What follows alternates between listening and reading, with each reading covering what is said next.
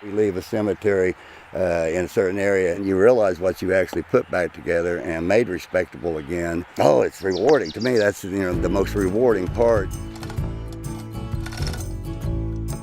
Today is kind of a homecoming for Nancy J. Platt of Switzerland County, Indiana. You see, Nancy died in 1879, and over the years, time and the elements had done a number on her tombstone, leaving little more than crumbled mortar and faded memories. But today, more than a century later, Miss Platt's memory is being resurrected by a big bearded man and his brother, who are working hard to restore this intricately carved piece of Indiana history. If a stone is unstable to where it's a threat to a human, a caretaker, a visitor, we'll stabilize them right off the bat, get them leveled up and get them mortared together and tight.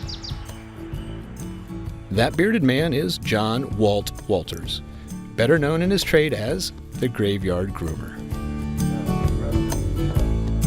I'd done several other jobs throughout my life. I was always unsatisfied with it, but I was a floor cover for many, many years, a roofer, bridge work on the roads. I did a little bit of all these different trades, and actually to this day I feel like all of those was just giving me a little experience of this, that, and the other that makes me good at what I am now.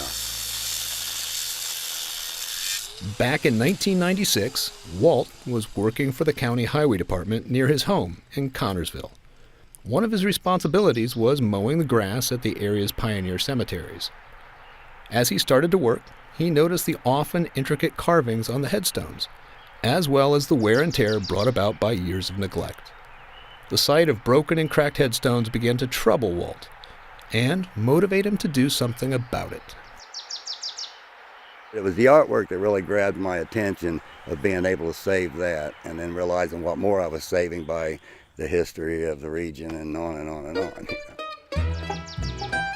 Walt taught himself the basics of stonemasonry, carpentry, pouring foundations, and intricate sculpting and design. He even sent himself to the Association of Gravestone Studies in Washington, D.C. to learn still more. With the county's permission, he started restoring the stones in Fayette County with remarkable success. By 2000, he left his job with the highway department to start his own company, the Graveyard Groomer. Word of his success soon spread. Within a couple years, folks in 45 other Indiana counties and 7 other states around the Midwest clamored for his services. The critical lean would be, say, 10 o'clock and 2 o'clock on the clock. If you got a stone leaning at 2 o'clock angle, you better get it before it hits 3, or it's going down.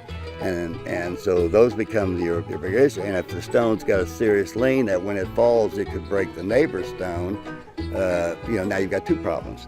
That stone that was like this is the same stone, and here you have it finished up and restored.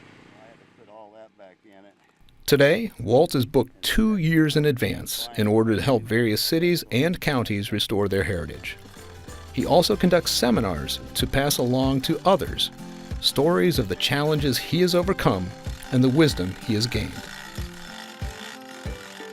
It's problem solving. A big part of this type of work is that you're looking at each individual stone. What's the problem? Is the problem the lean? Is the problem the break? Is the problem the size?